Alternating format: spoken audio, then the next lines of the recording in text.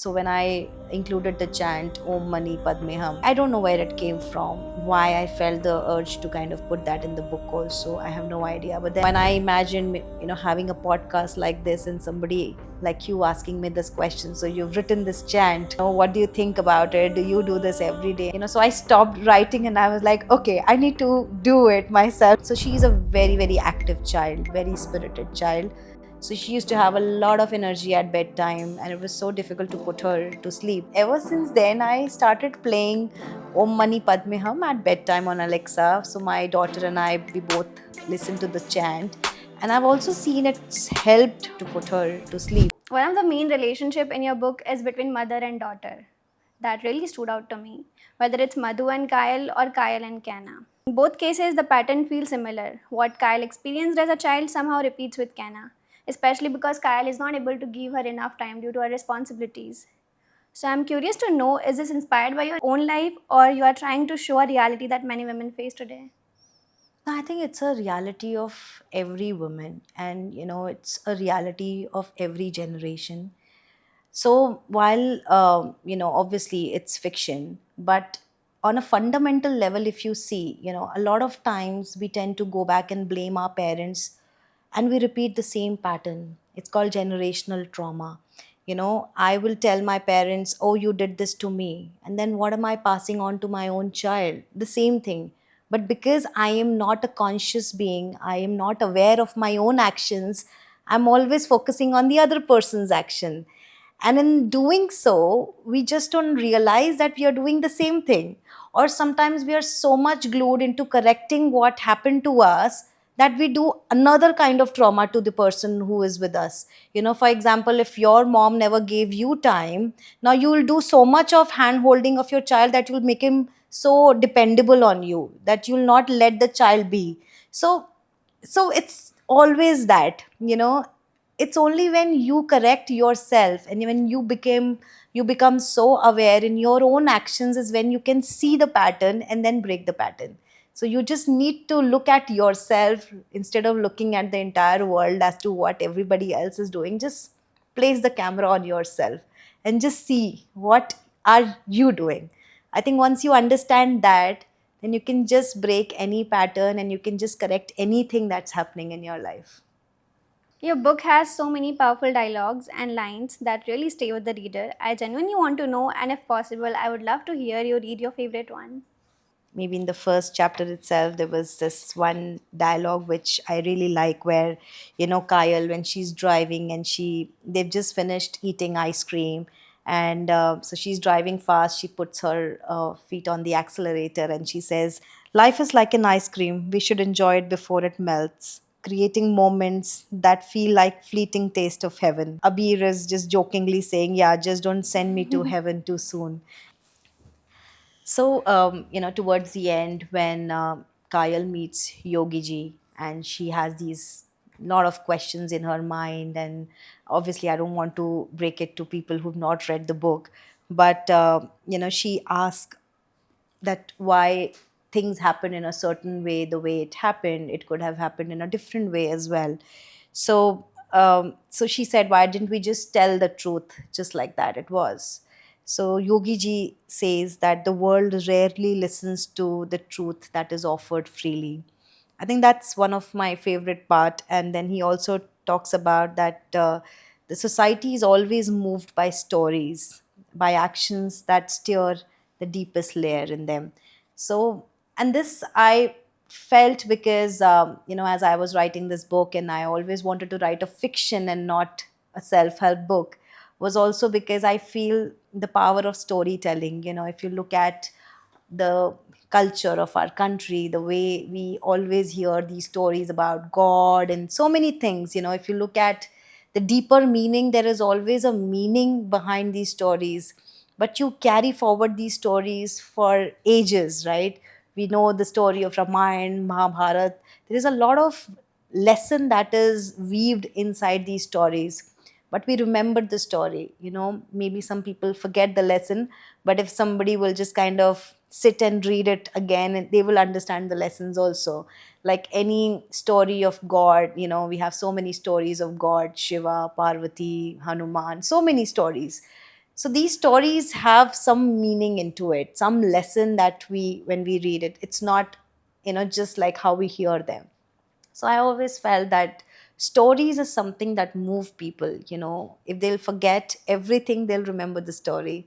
And at some point, they'll also remember the lesson. So this particular line is one of my favorite. This part in chapter 10 where, Zen is teaching Kyle archery. And, there's this phrase where he is teaching her and he's also trying to give her some life lessons while he's teaching her archery. So, he says that life will always be noisy, Kyle, whether it's the roar of the waterfall or the doubt inside your own mind. The goal isn't to silence the chaos, it is to find your own quiet strength amidst it. That's where the real battle is won. So, this part. Yeah, so there is one more which is my favorite. So this is the time when Kyle is feeling very very uneasy because Kaina is not well in the forest and she wants some breather and she has this habit of smoking. So obviously there is nothing in the forest, so she's looking for weed and she asks Zen if there is something that she could smoke just to kind of get that thing off her mind that her daughter was not doing well. So, in that entire conversation, actually, is my favorite. But this part where so it's like Zen paused for a moment before continuing. His voice lower now. You say you are not looking for anything, but I see it. The way your silence lingered just little longer than it should. The way your eyes flicker when truth brushes too close. You live in a house built with control, but there is wild storm circling its edge. You think if you say quite long enough, the storm will leave, but you forget storms are drawn to stillness. What advice would you like to give to aspiring writers? Because I'm damn sure that we have a lot of things that we can learn from you. I'm a first time author, so I don't know what to give as an advice, but I think I can tell you what I feel I would tell myself, when I started writing this book. So I think there were moments when I was anxious about the plot and, I was not sure where the story is heading and whether I'll be able to finish the book or not. So there were many, many anxious moments, and there were also many impatient moment where at some point I just wanted to finish it off because it was a long 3-year journey and I felt that I took a lot of time in writing it. But I think good things take time. And as I said, I was also transforming while I was writing this book. So I one thing which I learned along the way was patience. So definitely be patient, be more focused. There's so much distraction that is surrounding us, and so many people will come to you selling you courses how to write a book and all. If you can just write on a piece of paper and you can do that, just let it flow. Don't really try to kind of do anything at first. You can always go back and structure it later, but that thought flow should just flow. We often stop the flow. We start going back and reading, oh, is the grammar correct, or is this making any sense, or we just start editing as we write. Don't do that. Just let the idea flow, and rest of it can all happen later. Okay. One more thing I'm really curious about, are we expecting a sequel to this book? Because I'm really excited to read what comes next. No, I know a lot of people who've read the book have. I saw some reviews on Amazon also where people have asked for a sequel, which is actually very, very heartening to see. But I don't have any plan as of now because I think the story ended on a very wholesome bit, and I think what I could do is that using the same characters, we could write another story, again, a story about moral compass and maybe some lessons along the way. But I'm not too sure if it will have like a Harry Potter sequel to or something. At least not right now, but as they say never. Maybe. So we'll just leave it to that. So, moving towards the interesting segment of our conversation, rapid fire round. Ready? Okay, yeah. Mountains or beaches? So yeah, I mean, I would cheat here and I would say Goa because it's got both beaches and mountains. Just to answer your question correctly, it's definitely mountains. In fact, I would love to have a cabin in the woods and just some books and my paper to write, and I would just want to live a life in the mountains. A life lesson you learned the hard way. I think patience. I can't say the hard way, but it came to me little later. A talent you wish you had. I believe that we all have all the talents, and I do have some talents which I would want to work on and kind of improve more. So I do painting, I do singing, I do writing, and a lot more. But I think I've not really spent the amount of time that it would need to kind of nurture any bit of those talents. So I think that's what I want to do. One habit you're proud of. Also, I'm not a very habit kind of person. I don't have too many routines, but I think one thing which I started when I started writing this book was, so when I included the chant Om Mani Padme Hum. I don't know where it came from, why I felt the urge to kind of put that in the book also. I have no idea. But then when I was putting, I thought, and I imagined, having a podcast like this and somebody like you asking me this question. So you've written this chant, what do you think about it? Do you do this every day? And I was like, so I stopped writing and I was like, okay, I need to do it myself to even, be able to write something. And ever since then, I started playing Om Mani Padme Hum at bedtime on Alexa. So my daughter and I, we both listen to the chant, and I've also seen it's helped. So she's a very very active child, very spirited child. So she used to have a lot of energy at bedtime, and it was so difficult to put her to sleep. So yeah, so I mean this has really helped in kind of lowering her anxiety, her the entire activity which is during bedtime, and it really calms and soothes her, and it really gives us all a very peaceful sleep. So definitely, that's one habit I can talk about. Okay. What's the most impulsive thing you have ever done?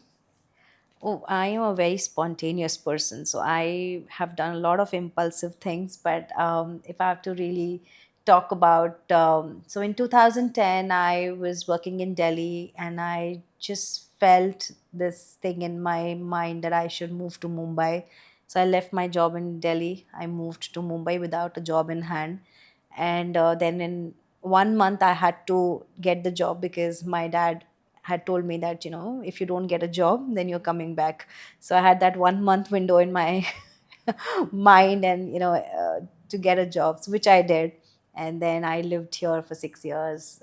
Then in 2022, again, I felt this urge to write this book, and I just left my job and I said, okay, I need to have a plot in mind. I need some bit of that mental space to just write, and then once I have a structure in hand, then I'll probably start working again. So yeah, I took a 5 months break in between, and I just started writing this book. So apart from that, yeah, I have done skydiving, I do zip line, parasailing, scuba diving. So I'm an adventurous soul. So I just do whatever I see something, I just do it.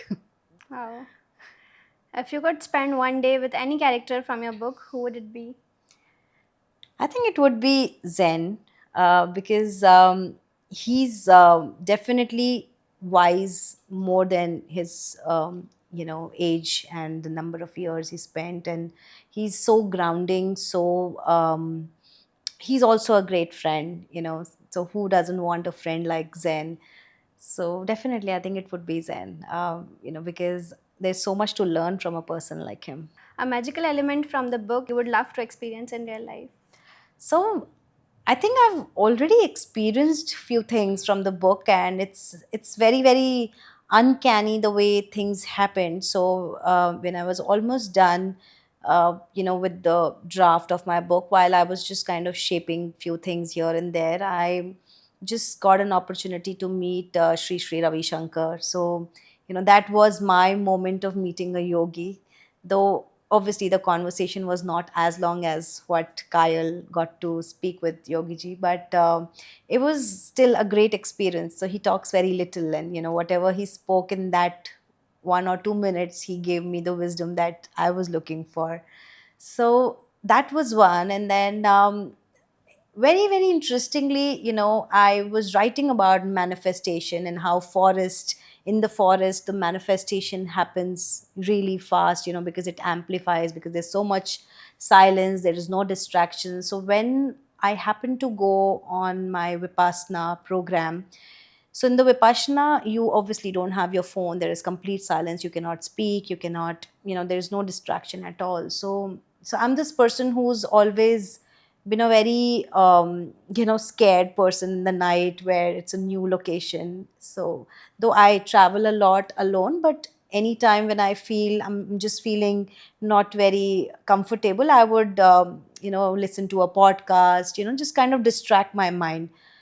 And here, when I was, it was a small, obviously, a very humble room that we had all got. The first day, I don't know, I just felt that I just hope there is no lizard here. And that night, there was a lizard in my room. And I was like, okay, this was the only thing I was dreading, that it should not be, but it's here. The next day in the morning, so we were supposed to wake up at 4:30, and I was doing my meditation in the meditation hall. I could hear a bird's call. And this is also one thing which I mentioned in my book. And this was again a very peculiar bird call. I was not very sure also whether it was a bird's call, because it was like a whistle I could hear. And, so my mind was completely thinking whether it's a bird, whether it's a person, who could it be continuously. I think for the longest time during my meditation, I was just trying to figure out where is this voice coming from. Anyways, the meditation was done. I mean, we could not really go out and check, so there was a whole schedule of things, so there was no way I could go. And I think when I got an opportunity to go outside, I could not hear any voice also. That night I was sleeping, and at 3:30 a.m. I just woke up because I heard the same voice as if it was right outside my window. So I woke up with a jolt, and I was like, where is this voice coming from? It was scary. And because, if I was in my mind thinking it's some person whistling, and I'm like, is that person right outside my window? So I looked outside. There was this, light pole, and I saw a reflection of a bird. So then I was at least calm, and I thought, okay, it's a bird. But then this bird, which bird chirps at 3 o'clock in the night, because three is also the time when we think of everything demonic. So I was not okay with that. So I tried sleeping, but then, anyways, we had to wake up at 4. And at 4, I went to fill up my water bottle, and I saw that bird. It was a black color bird, something I hadn't seen before. But one thing I understood is that how our subconscious mind manifests. The thing that you are so deeply thinking in your subconscious mind, those fears, they really manifest. So that time I felt just like what I wrote in my book, in the forest, her fears were manifesting. This is exactly what is happening to me. And then during my Vipassana, I tried to, just kind of let go of those thoughts, let go of the fear. And other days were absolutely fine. So the moment I learned to get rid of those things, get rid of those impressions, now if you put me anywhere, I'm never scared. I never think of those things at all. So that has really got cleansed from the deepest of my subconscious mind. So this was very, very interesting, which I got to experience. You mentioned also the talking bird, Reba. And Yeah. after that, you connected with Abir. Abir, yes. How did that come from? So I wanted to, always show that Abir was watching over them. Okay. And I also wanted to connect the bird, which was always constant. And the bird is the one who actually gets them into the forest at first. So it was all, universe playing, in a way, everything was coming together. So towards the end, when Kyle is making sense, she just sees that all the pieces go really well into the puzzle, and it makes the whole piece. So that's how, it came in my mind that it has to be Abir, because continuously, he's been along the journey, he's been guiding her. And if you see, the bird is also guiding them in many ways, trying to tell, okay, don't do this, don't do that. But they're not listening. So so but that's happening, right? If you could send one message to your younger self while writing this book, what would it be? So I would just tell that this book will come along in a beautiful way. Don't rush, take your time, and let this book write you before you write it. How much do you want to highlight the struggle that women face nowadays, especially juggling with professional work and motherhood? Of course, it's never easy for women. You know, how much we say that the society is changing and, there is equality, there are things that, men have started to do, which they were not obviously doing earlier. But the gap is so huge that how much we try to bridge it, it can never be fully, there. So, so I just want to tell, all the females out there is that it's okay to, feel the gap. It is okay to even voice it out. But, at some point, you just have to look at the positives and, focus less on the negatives, because in the end, when you're always thinking about the negatives, it's just weighing your energy down.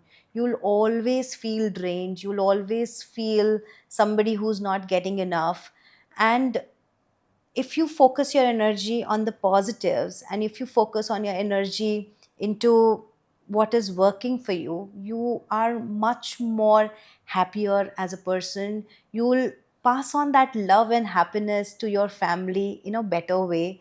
And also, if you really think that something is so not right, where you can't live a single day, if things are absolutely not heading in the right direction in your life, then just make the choice to move out. Don't continue living in that, and then also, in a way, cribbing about it and not doing anything. Because if things are not happening, either take action and move out, or if things can be made better, focus on making it better rather than just speaking about it and dwelling on it over and over again.